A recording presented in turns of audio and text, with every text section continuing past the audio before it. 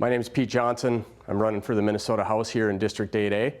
Just appreciate the opportunity to tell you a little bit about myself and why I'm running. Been a firefighter here in Duluth for 19 years, responding to people all throughout this district on some of their worst days, when they're some of their most vulnerable times. And we're conditioned at a very young age to call 911 when we need help. It's something that I taught my daughters when they were young. If you need help and you don't know who to call, you call 911. And what we're realizing with our responses over the years is a lot of the things that we're getting called to, we don't have the tools to solve those problems, and those problems and issues are rooted further in the past. It can be an education issue, it can be a health insurance issue, it can be a jobs issue, it can be a housing issue. And those are things that as firefighters we're not equipped to deal with in that short snapshot in time. But we do know that if we make adjustments on those things on the front end for people, less of them get to that point of despair on the back end and end up having to call 911 for help. My wife's an elementary school teacher. I got 2 daughters that'll be in middle school next year. So my approach and insight into education will be based on their real world and real-time experiences along with mine, to make sure that when we're making investments in things like education, those investments are getting down to those teachers, their support staff, and those students, to give them every opportunity that we can to have them be successful. One of the other big issues that we see here in Duluth is housing. And it's low-income housing, it's market rate housing, it's housing for our aging populations.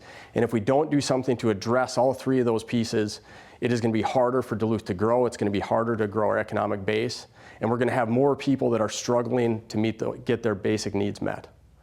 So focusing on low-income housing. I served 9 years on Center City Housing's Board of Directors and realized over that time that the housing that we provide isn't always equal. And buildings that have supportive services to make sure people are getting what they need have a huge impact on their outcomes.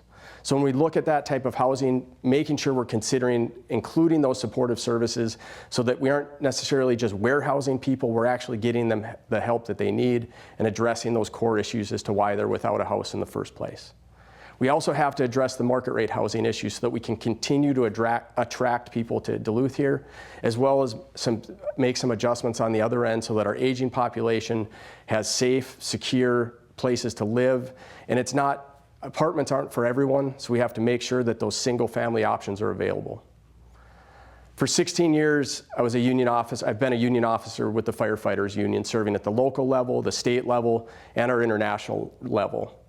And in that time, I've negotiated a number of contracts. And as I've been knocking on doors this last month, one of the things that people want to see out of their next representative is somebody that's not only going to fight for the issues that they care about, but also be willing and able to find those compromises and actually get the work done.